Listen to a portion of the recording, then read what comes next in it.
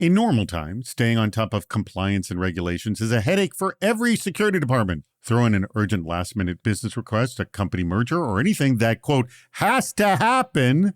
There's so much to do with so little time. What do you do in these urgent compliance situations? You're listening to Defense in Depth. Welcome to Defense in Depth. My name is David Spark. I'm the producer of the CISO series. And joining me as a guest co-host for this episode, first time he's ever done it, thrilled that he's here, it's John Overbaugh, CISO over at Alpine Investors. John, thank you for joining us. Hey, it's great to be here, Dave. Our sponsor for today's episode is SecurityPal, 100 times faster security reviews powered by both AI agents and expert humans. You get both. More about that later in the show. In fact, the CEO of the company is going to join us today. But before we do that, let's talk about today's topic. For years, cybersecurity has been trying to shake off the tired moniker of being the, quote, Department of No.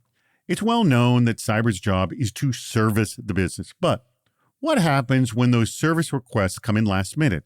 An urgent compliance check to work with a specific vendor or a business merger that is a looming deadline. In essence, it's something you hadn't foreseen, so it just wasn't on your roadmap. I'm going to ask you, John, what can you do in those urgent moments and how do you handle those requirements going forward? I mean, you don't want each one to come off as a fire drill, and I'm sure they often do, yes? That's right, yeah. So how can we handle this best so they're not always fire drills? Yeah, I think number one, these are opportunities, right? So as you've mentioned, and as we've talked about on the show often, security is often seen as a department of no. This is an opportunity to really be in a business enabler. So the first thing is always look for a way to yes. And then when that path to yes is bigger than the timeline that is available, try to figure out what are incremental deliverables that can be put together that would start to fulfill the need, create the business relationship, let the contract move forward, but also give breathing room to the team to finish up on all of the compliance that's required. Excellent point, John. And the person to help us in this very conversation is our sponsored guests. Thrilled to have them on board. Thrilled to have them as sponsors. That's SecurityPal. We have none other than the founder and CEO of SecurityPal. It is Pukar Hamal. Pukar, thank you so much for joining us. It's great to be here, David. Who needs to manage the risk? Stephen Jensen, the CISO of Magellan Health, said, quote, I've definitely encountered situations where the business wanted to pursue a contract, whether in the public sector or with a large enterprise, before the right security controls were in place. Often, to win the business, you're expected to agree to have certain controls implemented by the time the contract is executed. But security and business are not always aligned. Sometimes it's due to lack of maturity, missing controls, limited resources, or budget constraints. The gap can introduce real risk and financial exposure. Compliance requirements, especially in government and regulated industries, are evolving quickly. I've seen organizations scramble to meet data isolation or control mandates with quick fixes, but in reality, those don't exist. You need executive commitment to accelerate data governance and control initiatives well before the opportunity arises. Now, that was a long quote, but I read it solely because it's a great definition of the problem. He isolated it beautifully. And Andrew Wilder, CSO over Vetcore, said, quote, we were dealing with a company in the Middle East that had a security questionnaire, which is pretty standard, but they wanted screenshots of our configurations, which I was not willing to provide. Anything that impacts a potential sale is escalated quickly and to the highest possible level. Eventually, the business accepted the risk in order to make the sale. All right, so great setup. Great example of like one of these urgent issues where it's clear security was not the priority. The business was a priority. The sale was a priority. So I'm sure you've seen this before, John. Yes? Yes, number of times. I mean, really the best you can do in this situation is A, figure out what you can and can't do, and also explain like, we can't do whatever X is in this period of time. You just have to provide what you can do and provide options. I got to assume, yes? To a certain degree, but I think the key here is not to say what we can't do. The key is to start with what we can do, right? So one of the challenges of being in security is you've got to be that enabler for the business. So in this case, in both of these situations, we're going to look for what we can accomplish and when we can get it done and partner with the business on delivering those solutions. Okay, I throw this to you, Pukar. This is kind of an issue you saw when you were sort of starting your business, essentially. I mean, this is kind of like, oh, I've seen this a million times. What is it that you realized needed to happen? Because this is not a one-time issue. No, it's not a one-time issue and it's not going away. My first experience with this was at my previous company. We were a small startup. This was circa 2018. And we were building in the sort of highly regulated HR tech industry. So lots of like PII, lots of sensitive HR information. And I remember we were like really close to closing this like large enterprise deal. The team was giddy. It was exciting. Like we're going to close this company. We're going to bring in a lot of money. Investors are going to be happy. Team was going to be happy. And literally at like the last mile, I thought like what was a DocuSign in my inbox was actually like a 200-page security review in DocX form with tons of like scary seeming words. And as a co-founder at the time, I was sitting next to our chief architect and it was just like, what is this? It might as well have been hieroglyphics to us, right? Questions about like, do we have barbed wire around our data center? Real? Did they have one like that? Barbed wire? Oh yeah. Barbed wire around our data center, anti-slavery policy. All sort of like, I would say, by and large, were questions that were obviously trying to seek a degree of assurance from us as they went about buying our products. Upstream of those questions were regulatory requirements that were forcing these companies to ask those questions to us. And after May 2018, we started seeing a lot of that. May 2018 famously is when GDPR went live. And like, we just ran into a lot of these and that was the pain. And, I tried to find like a scalable solution out there, but nothing quite hit the mark. And that was really what inspired me to start SecurityPal back in March of 2020, working with early customers like Airtable and Figma to essentially help them map out their security controls and security posture in a way that they could easily explain it to their customers. And I think with the question from David here, oftentimes what ends up happening is you are asked questions that look very scary. You're asked all these questions about acronyms that you've never seen. But oftentimes you actually have good controls internally. It's about how do you communicate that and map that to what the company that's asking you is actually concerned about. It's what's the question behind the question, right? They might be asking about data segregation according to some Middle Eastern regulation. But really what they're asking is like, hey, is our data going to be combined with other people's data and who has access to the production environment? Like, can you just like give us some degree of assurance around that? Yes, that is a really, really good point. And I find, and I want to get into this a little bit more, and I'm just going to sort of set it up now. This kind of goes back to why I love the sort of the Japanese philosophy of the 5 whys. Like, why are you asking me this question? Why did you ask me that? Why did you? And then you get down to the core reason. Well, like what you just said, Pukar, that's the real reason. Okay, then why don't we just skip to that? Let's get you the answer to that question. And then honestly, you don't need 200. You often need just 5, To be honest, I was talking to a CISO and he was like, you really just need one. If I could just talk to the CISO. And here's the one question. This is sort of like the one that I say at all these like cocktail parties I'm at. It's if I could just talk to the CISO, I'd be like, hey, what keeps you up at night? That's it. Because that's ultimately what you're trying to get at. What are the elements that make a great solution? Louis Zhang of AIA Australia said, quote, here's my approach. If the request is truly urgent and has a clear business impact, whether it's revenue related, compliance driven, or even survival level, we drop what we're doing, prioritize it, break it down, and conquer it.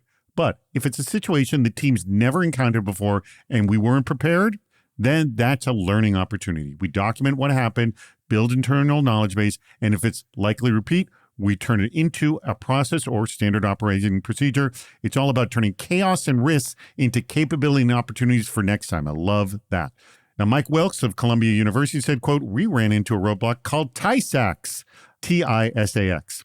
I was working with a manufacturing client who wanted me to perform a risk assessment, and we're all ready to go. And suddenly they pull this fairly obscure German automobile industry standard and insist that the project be scoped around preparing for that audit. Well, what did we do? We became experts immediately on the subject in 2 ways, downloading everything we could find on the standard and worked up a nice mapping for more common regulatory controls so that our talking points only had to address the small delta of controls that were unique to TISAX. Needless to say, TISAX is now part of our arsenal of frameworks and standards, and getting that first audit under our belt was instrumental to the follow-on business that began to show up as more and more suppliers to the German automobile industry began searching for such expertise. Sometimes a bump in the road is a blessing that improves your vehicle and journey.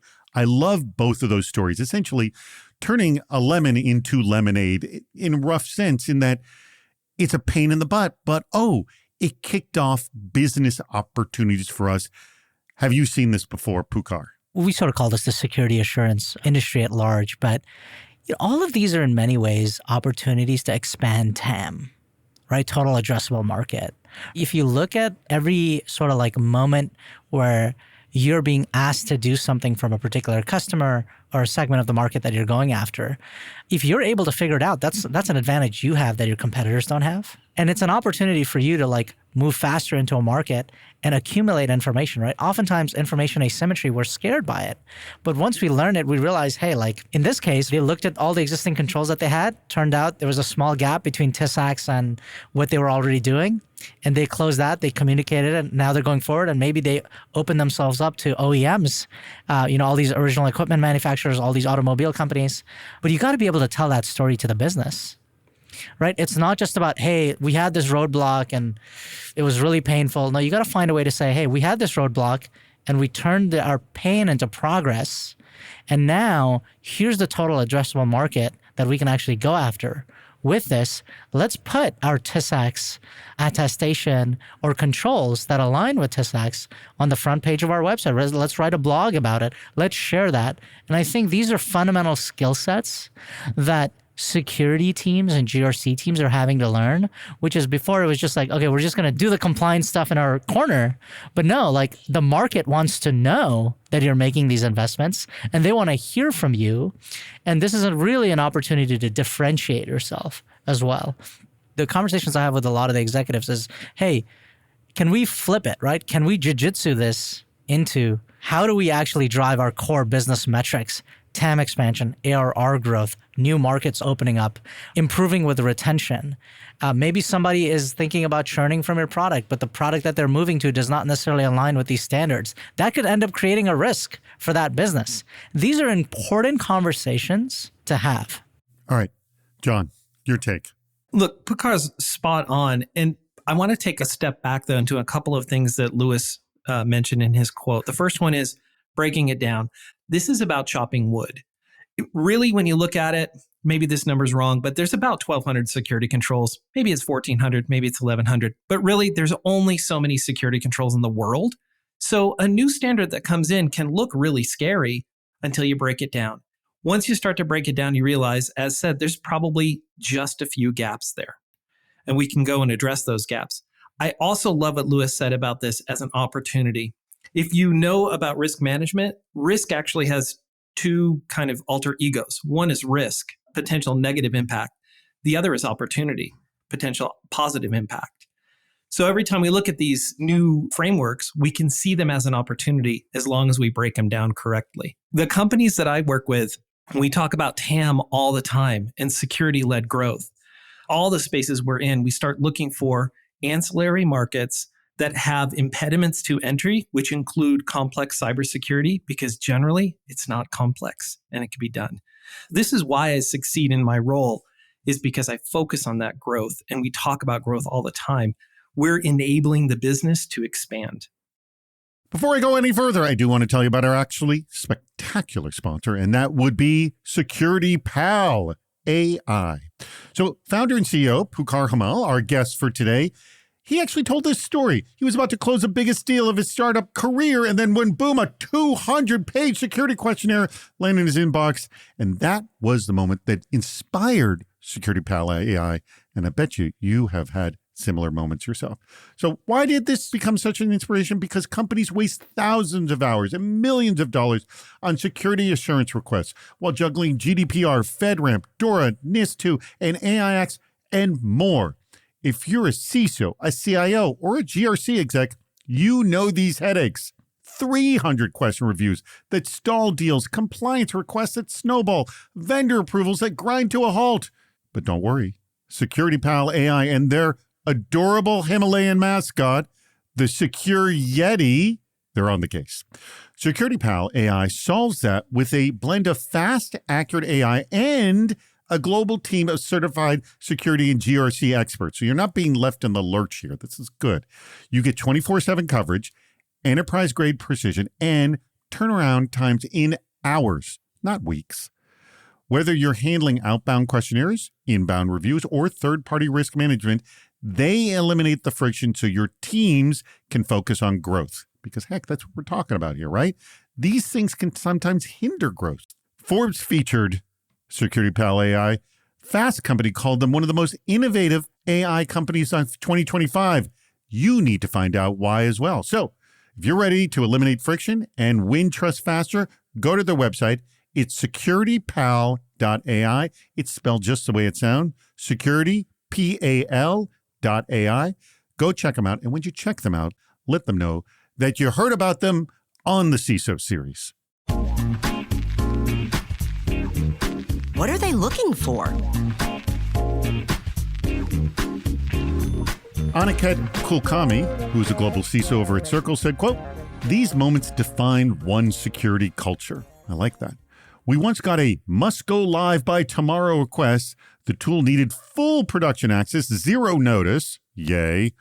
Well, instead of blocking, we partnered fast, staged a safe replica, scoped access with zero trust principles, and enabled delivery without compromising posture.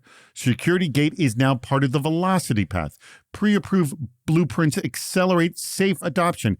Access is risk-scored, time-bound, and justified. Security didn't say no. We said not like that and found a better, faster way together." Ooh, that's a good way of putting it. And Dwayne Grant of Converge Technology Solutions said, quote, "Just a few security questions would end up haunting us.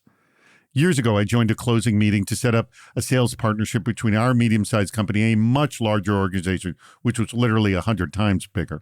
We were the niche player in the market, and we fit into their portfolio for a combined sales strategy. Anyhow, everyone felt great about it, but as an afterthought, our colleague mentioned that their security team would have a few follow-up questions. Ooh, easy, right? Nearly a year later, we could finally sign contracts because in order to capitalize on this opportunity, we needed to radically put on the big boy pants of security program management to engage this partnership. It was a big adjustment, but like most times, you were challenged to step up your game. In the end, you were stronger for it. So, John, I'm going to throw it to you on this. These two quotes are about you as a security professional being approached with the challenge to do this and people essentially meeting the challenge.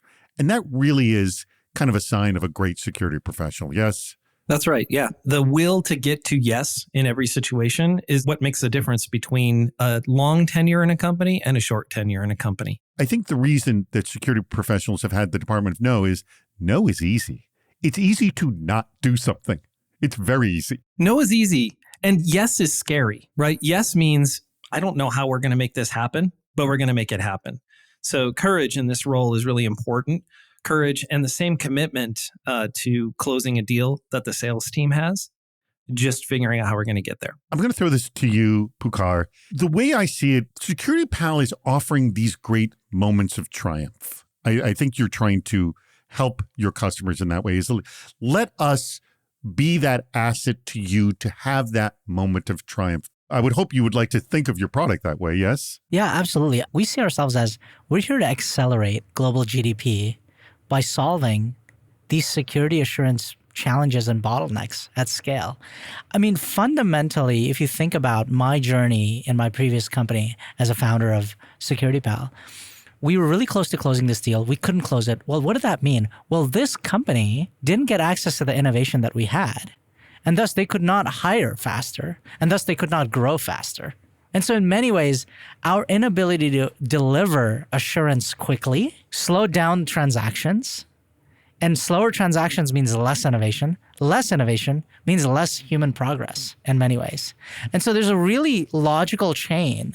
And when we go into every relationship with customers, we had a customer where it was taking them a month on average to turn around security questionnaires. When we got that down, on average, by the way, so imagine 50% or greater than that, right? so like that's pretty painful. And so when we got that down to sub 24-hour turnarounds, what does that do to the business? What does that do to the customer that they're dealing with that like, wow, you guys are really buttoned up. Like we sent it to you and it was back the next day. What is that? It maintains that deal momentum. It's like, oh, wow, like you guys are with it. And we've actually had a lot of our customers say, yeah, like they were impressed at how quickly we got this turned around, all the documentation, everything like that. And everyone was happy. And like, what's the last thing like a CISO wants? The CISOs don't want to be the Department of No. They don't want that deal to be escalated by the CRO to the CEO to the board being like, oh, it's held up in security. Like, how awful is that? That's like the last thing that we want, to be viewed in that way. And that's why I think it's so important for us to remove these blockers, because in many ways, I think what's happening in the world is there's a lot more need for assurance because there's a lot more data at risk. If you go back 50 years ago, we didn't have our data flying around in all these systems all the time. We had it in file cabinets and secure buildings and stuff like that. But no, everything moved to the internet. So like a lot of commerce touches the internet now. And so that's, I think, one of the things that's leading to all these like regulations is because of the fact that, hey, commerce is touching the internet, our data is everywhere, and the need for trust and the need for assurance, it's permeated across the world for valid reasons. The other point that I want to call out on this is it doesn't have to be all or nothing, right? When you've completed that security assessment, if there are gaps, we can move forward sometimes. So I've been on the opposite side where I've been at a large company, heavily regulated, looking to partner with very nimble, fresh new technologies. And sometimes the technology was ahead of the security at those companies. We found ways to get them integrated. We would bring them into non-production environments so they could demonstrate and prove their value on de-identified data. Those kinds of strategies really work to help drive innovation and drive growth, and yet still kind of keep everyone on schedule. Well, I guess that's one way to solve it. Anatoly Chikhanov of Health Equity said, quote, I had it happen quite a few times when working with energy utility customers. Now, you would need to be NERC CIP certified, and not having this certification was an issue. However, the way we resolved it was by taking a deeper look at the regulation and at our product and finding that we didn't really fall under the scope of the regulation because we wouldn't have moved enough load to the grid to satisfy the regulatory requirement. So I would recommend to closely look at regulation and see if it's even applicable. Oftentimes, third-party risk teams on opposite side think it's applicable to you as a vendor, but that's not always the case. So I've had this before. I've had requests from sponsors, and when I was not doing this as a contractor, making requests, I go, this isn't appropriate for me. And what happens is the reason you get these is they just have a blanket form for everyone. And if it's not appropriate for you, it's not appropriate. And you kind of need to explain that. Yes, I'm assuming you've run into this, John. Yes. 100%. Yeah. Yep. I totally agree with Anatoly's strategy here. In fact, I encourage my companies to go one step further, even if they're in regulated industries. If they can de-identify that data, they no longer have to comply with those regulatory requirements. Same when they share it with a third party. The best data is the data you don't have or the data that's not regulated. It's a lot easier to comply in those situations. Okay. I'm throwing this to you, Pukar. Let me ask, with your tool, do you sort of integrate what the business is, and are you able to essentially say not applicable when these questions come up? Yes? This is the most important thing to understand about a lot of these processes. So oftentimes, the company that is actually sending you the requirements, whether it's an addendum, whether it's a questionnaire, whether it's some sort of like a portal, it's not even the company itself. Sometimes they're outsourcing it to a third party. Sometimes it's some division that has no idea what your product is actually going to be used for. So back to John's point that it's a blanket sort of like questionnaire. So that's why it's so important to have a strong handle on your own GRC and security posture, and such that every answer that you share is highly defensible, right? We talk about all the time at SecurityPal about having high quality, defensible responses, where if somebody says, hey, you said here that you don't comply with this, or this is not applicable, you can be like, that's correct. It's not applicable because we are a sub 500 person company, or all data in your instance is actually already hosted in Europe, or some specific thing documentation that you could point at. And oftentimes that exercise is enough, right? Again, back to the point, like there are a lot of third-party organizations that send these types of requests, and they have an obligation on their end to hit certain types of billable hours, right? They have their own set of incentives. And so we had a customer that sort of called it as like, oh, like they have their wizards, so you have to have your wizards, like sort of like fighting them, a little bit. They have their warlock, you got to have your warlock type of thing. And I think that's right. I think you want to be well equipped with the language and a good, strong understanding of what your controls are so you can represent it. And if you've done the correct things that most CISOs know today, most GRC leaders know today, then you can stand like behind the posture that you have, and it shouldn't create too many hurdles. So I think this is a great strategy of just saying, hey, like a lot of these things are not applicable. And then it really also is important to talk to who's the business buyer on that end, because the business buyer is not always the person that is actually taking you through this type. It's a different division, right? It's the risk department is doing the risk analysis on you, and the business department, it's just they're following the procurement train. Not all forms fit all sizes, essentially. Exactly. And so I think it's important to just be aware of, again, what is the question behind the question? What are they really asking for? Do they even know what your product is? And so we're always like, when we share our information, we have our Trust Center, freetrustcenter.com. You can go and get your own as well. And that we can just redirect people to that artifact. And then the fact that in every answer that we share, we say, hey, listen, we're a cloud service platform. All data is hosted in the US, in Iowa GCP data center. And like, these questions are not applicable given the nature of the product and services that we provide. It's just important to constantly repeat that. Like, repetition is so important. Well, this brings us to the point of the show, and I'm going to ask you, Pukar, first. Which quote was your favorite and why? So looking back at the quotes that I read, which one was your favorite and why? I really like the one from Mike Wilkes at Columbia University. Talking about TISAX. Yeah, TISAX. Because I think it's just such a good point that like these acronyms, these new regulations are going to continue to come down the line. Having the mindset that, hey, it's not scary because we know what we're doing. We've invested in security and GRC. We've invested in the controls. It's a matter of understanding what's going on and how do we jiu-jitsu this into expansion for the business? How do we actually like position ourselves as experts, right? They actually became experts immediately on the subject. That is such a helpful guide for how other people should think about it. Like, instead of thinking about it as a nuisance, how do we jiu-jitsu this into actual growth? How do we jiu-jitsu this into like being able to deliver superior assurance and trust to our customers so we can win faster, so we can penetrate markets in a more compelling way? And then you become this business enabler that John has been talking about throughout the conversation. All right, John, your favorite quote and why? My favorite quote is from Aniket. I just love the approach taken here where you break it down, you map the controls to your existing controls, figure out what the gaps are, and put together a plan to address the gaps. Very, very good point. Well, thank you very much, John Overbaugh, who is the CISO over at Alpine Investors. Thank you so much for joining us again. And I want to thank Pukar's company, and that is SecurityPal. 100 times faster security reviews powered by both AI agents and expert humans. A nice combination right there. Pukar, do you have any special offer you would like to give to our audience?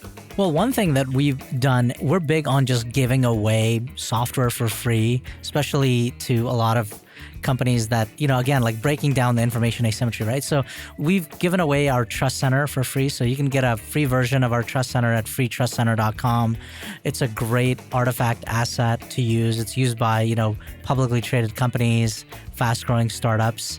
That is a unique offer that you can just sign up for, and you can say David at Defense in Depth sent you, and in the notes and comments, and we'll try to expedite it as much as possible. So yeah. Say Defense in Depth CISO series, my name, whatever you would like. Just let them know that their valuable sponsorship and you're learning more about them came from us. The other thing is, we have a team in the U.S. Our headquarters is in San Francisco. We have an office in New York City, but we actually have a large team in Kathmandu. Our office is exactly 100 miles away from the top of Mount Everest. We had that inaugurated by the U.S. ambassador to Nepal. One of the things we're doing is we understand that CISOs have a lot on their plate, so we're trying to close the security talent gap by building our own sort of like academy. We partner with universities to train top-notch students in cybersecurity so they can do some of this work, and this becomes training grounds for them to work on before they go on to like being a CISSP or working at companies and moving on in their like security careers, because this type of work can be like a really great way to get the reps, right? Get the practice to then go on and build a career in security. So we have a team of 200 plus professionals, vast majority of which are actually like certified. We take them through Security Plus, IC2, Cisco, other certifications, and it's a 24/7 facility. So if someone wants to learn more about that, they can, what is the name of this program? We call it our Security Operations Command Center. You can just go to securitypal.ai, securitypal.com, and you can find out more about it on the website. I'm assuming you're always looking for more people, yes? Yeah, we're always looking for more cybersecurity experts, obviously here in the US for our customers here, but also in our Security Operations Command Center, which is 100 miles away from the top of Mount Everest. With that said, thank you very much, Pucar. Thank you very much, John. And thank you to our audience. We greatly appreciate, I really, really mean this, we greatly appreciate your contributions and for listening to Defense in Depth. We've reached the end of Defense in Depth. Make sure to subscribe so you don't miss yet another hot topic in cybersecurity. This show thrives on your contributions. Please write a review, leave a comment on LinkedIn or on our site, CISOseries.com, where you'll also see plenty of ways to participate, including recording a question or a comment for the show. If you're interested in sponsoring the podcast, contact David Spark directly at david@CISOseries.com. Thank you for listening to Defense in Depth.